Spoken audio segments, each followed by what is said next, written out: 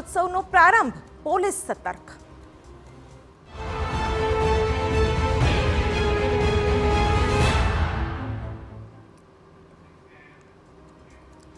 મુખ્યપ્રધાન ભૂપેન્દ્ર પટેલ દ્વારા અમદાવાદ રિવરફ્રન્ટ ખાતે આંતરરાષ્ટ્રીય પતંગ મહોત્સવનો પ્રારંભ કરાવાયો। પતંગોત્સવમાં કુલ 47 દેશના 140થી વધુ પતંગબાજો અને ભારતના 11 રાજ્યોના 52 જેટલા પતંગબાજોએ ભાગ લીધો હતો। કાર્યક્રમના પ્રારંભને સંબોધતા મુખ્યપ્રધાને પતંગોત્સવને ગુજરાતની ઓળખ ગણાવ્યો હતો। સાથે જ પતંગ વેપાર 700 કરોડને પાર પહોંચ્યા હોવાની પણ વાત કરી હતી।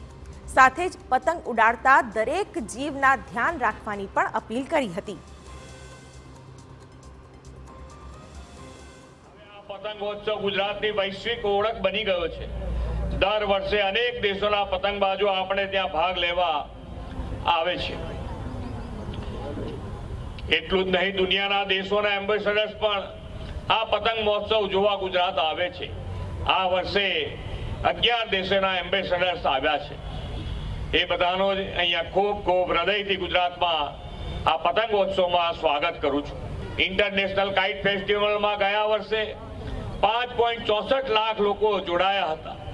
ગુજરાતીઓના પતંગ પ્રેમને કારણે સૌથી વધુ પતંગો બનાવનાર રાજ્ય તરીકે વિશ્વમાં ગુજરાત આગળ છે।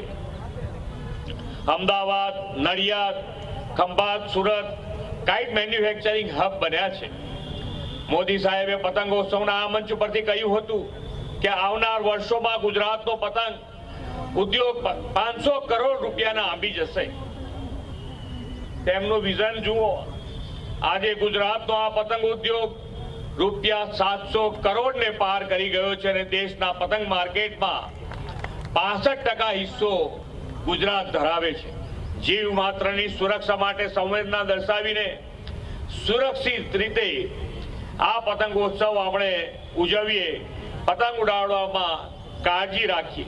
2047માં ભારતને વિકસિત રાષ્ટ્ર બનાવવાની વડાપ્રધાનશ્રીની નેમ છે। એ નેમને સાકાર કરવા ગુજરાતના વિકાસ પતંગને પર્યાવરણ અને પ્રકૃતિ સાથે તાલમેલ સાધીને વિકાસ વિશ્વમાં ઊંચી ઉડાન ભરાવીએ।